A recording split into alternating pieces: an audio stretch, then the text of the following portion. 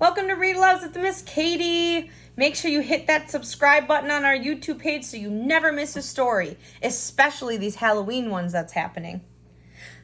Today we are going to be reading this book, The Legend of Spookley the Square Pumpkin by Joe Troiano. One day in the pumpkin patch, the strangest little pumpkin had hatched. Spookley wasn't like his friends. Where they had curves, he had ends. Spookley was different. He was odd. He was rare. Spookley the pumpkin wasn't round. He was square. While the round pumpkins had fun rolling around, poor Spookley sat there shaped all wrong. He tried and tried with all his might, but he couldn't budge. He just sat tight. The other pumpkins teased him because he was square. Spookley wished he was round and could roll everywhere. That is, until one night when they all discovered it's fine to be round when the weather is fair, but there are times it's better to be square. Halloween was just a day away when a mighty storm blew across the bay. It tossed the round pumpkins to and fro. It snapped their vines, then off they'd go. Bouncing left, slamming right, banging, bashing, what a sight. Spookley sat there filled with fright, but glad to be a square that night.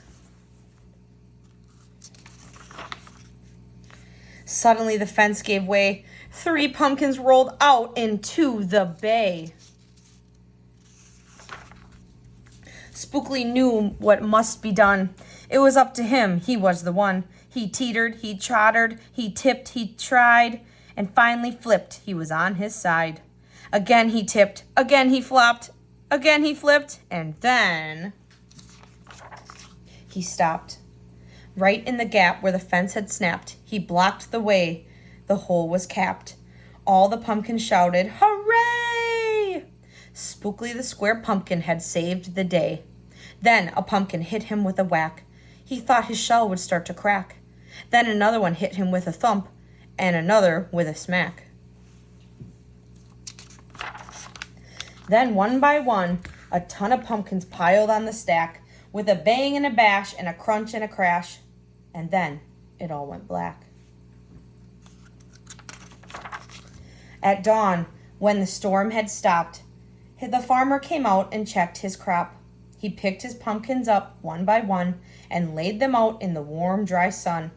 And when the last was moved away, the farmer could see what had saved the day.